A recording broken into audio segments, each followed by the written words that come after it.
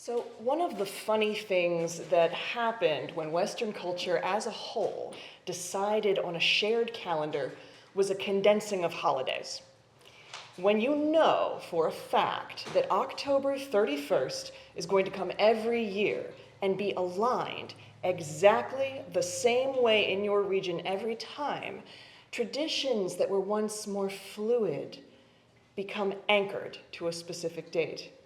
And it's almost comical at this point in time. We have build-ups to the specific date of a holiday and then a hard gear shift to the next holiday in line. It seems like the morning after the holiday we just celebrated, we are already on to the next one.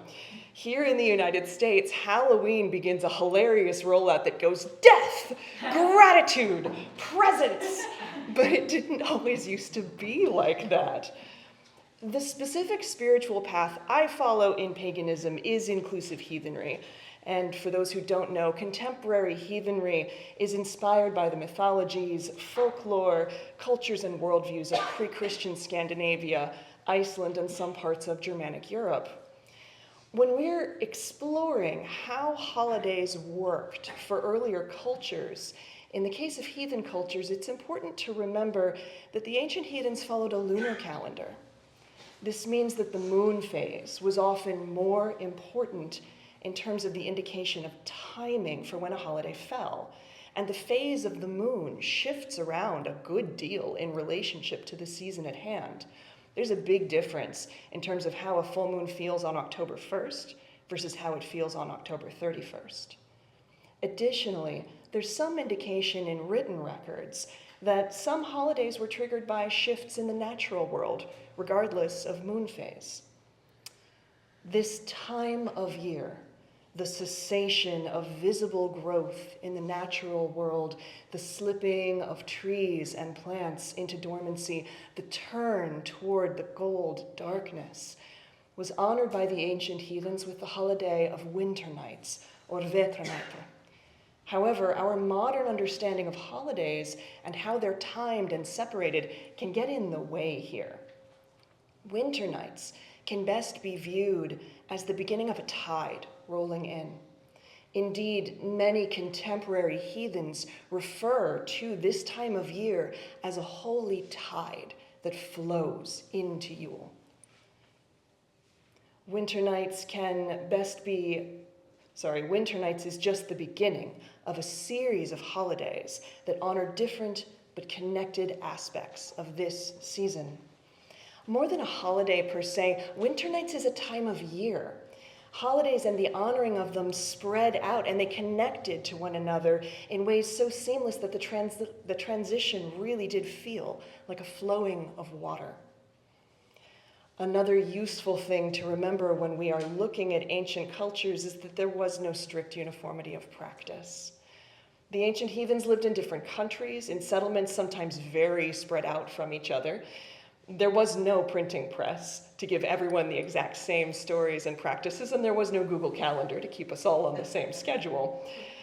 There are themes that are common among different locations and time periods, but specifics often vary. The arrival of the holy tide was honored in a few different ways that blended the solemn and sacred with celebration, feasting, joy, and community. Winternights included sacrifices of food and drink to different sacred connections occurring at different points in time. The word blót means sacrifice in the ceremonial sense of the word, and Winternights included more than one blót. Alfablót was a sacrifice to the Alfar. These powerful beings were connected to luck, prosperity, magic, the dead, and more. Some sources tell us that this ceremony honored the male ancestors of a family line. Some sources indicate that Alfablót was an offering to the protective spirits of a land and a community. One interesting aspect of Alfablót is that it appears to have only been open to family members and close friends. It may also have been led by the mother or lady of a household. Contemporary practices for Alfablót can include all of those things, depending upon the heathens in question. Another ceremony during Winternights was Dísablót.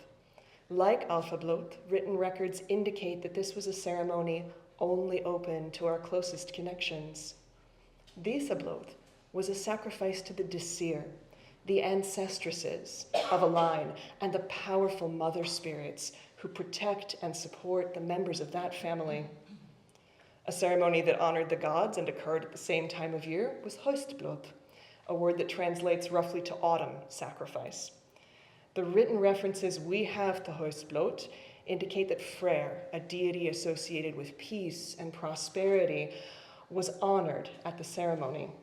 Contemporary offerings to heathen gods at Winternights often include those associated with death and grief, as well as harvest.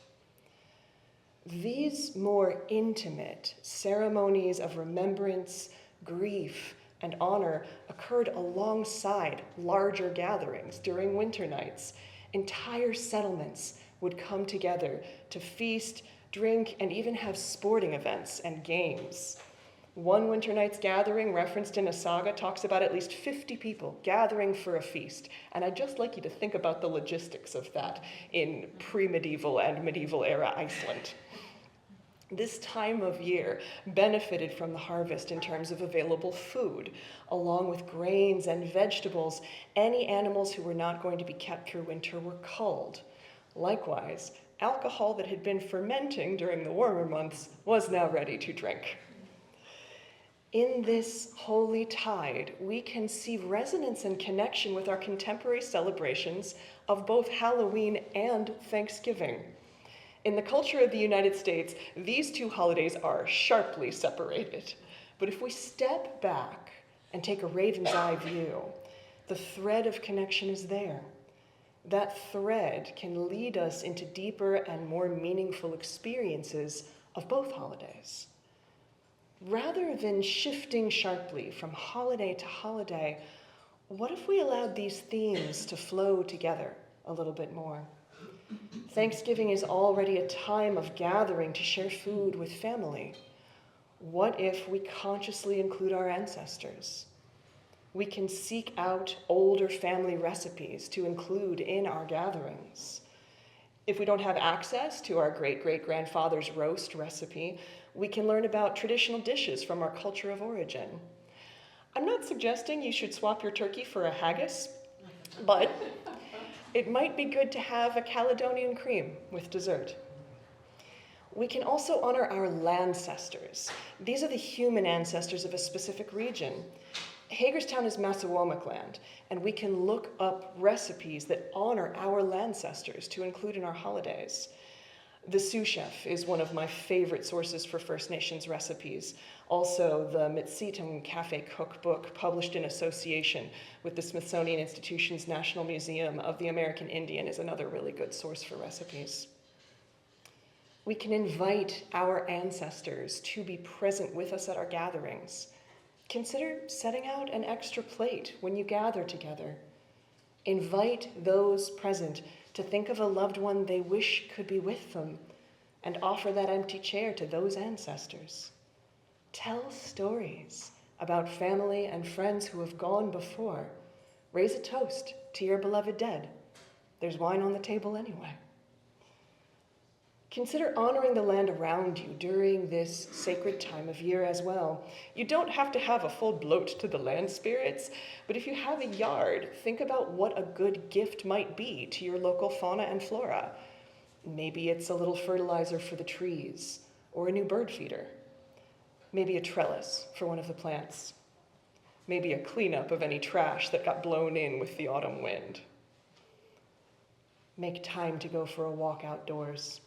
Try to be present to the beings and relationships around you, the network of fungi in the soil, the trees silently speaking to each other through their roots, the mammals gathering up stores for winter. Allow the beauty of autumn to connect you and fill your heart with gratitude. And that was where I'd gotten to in this sermon before the election results arrived. The aftermath of that immediately took center stage, as well it should, and how we're all going to get through this next several years is at the center of my thoughts. So I'm going to pivot a little bit here. One of the things that draws me to heathenry is that it is a community religion. And what I mean by that is there is a lot of focus on building relationships with each other as well as the land we live on. Those relationships and connections are more important in heathenry than faith. We have records of atheist heathens in pre-Christian times, and there are atheist heathens now. The philosophy and culture of heathenry does not require belief in anything other than each other. For the ancient heathens, building strong interpersonal bonds was absolutely vital. If everyone in a settlement or farmstead didn't cooperate, we weren't going to make it through winter. Due to that focus on community, heathen ideas about what makes a good leader or successful person are almost the polar opposite of what our contemporary culture in the United States prizes. For the ancient heathens, a good leader was one under whom every single being in a settlement flourished. The land was healthy and bountiful. The animals were healthy and productive. All the humans were getting by. A successful leader was known for their generosity and gifted people regularly, material goods, food, assistance, and more. They shared the bounty of the land and their influence to raise up every single being they were connected with, the rising tide that truly lifts all ships. Resource hoarding in any form was considered antisocial, destructive behavior. In more than one story, someone who fails to share their resources when their community needs them meets an ugly fate. Like other folk tales, we can see who the bad guys are by what happens to them. Pre-Christian heathens didn't have the concept of sin, but we might use that word to describe how they felt about those who did not share with their community or help when help was needed. And that spirit of cooperation wasn't just for those in power. Both in pre-Christian times and now, there's a good deal of focus in heathenry on figuring out how you can help within the limitations of your life and then doing so. We work to empower ourselves and each other to get involved in community building. One of our written records is the Havamal, and I've always found stanza 71 to be meaningful. A limping man can ride a horse. A handless man can herd. A deaf man can fight and win. We honor limitations and imperfection, and in so doing, our community is stronger as a result. And in light of everything that happened this week, maybe this is the other thread we weave in the darkness this year. Despite even colder, nastier weather and even longer nights in the far north, the communities there came together to feast and share. They hosted each other in their homes. The leaders in those communities helped coordinate resources so that everyone survived the cold darkness of winter. We can follow that example by getting more plugged into the communities and activities around us. If it's been a while since you looked at what different groups are operating locally, now is a great time to do so.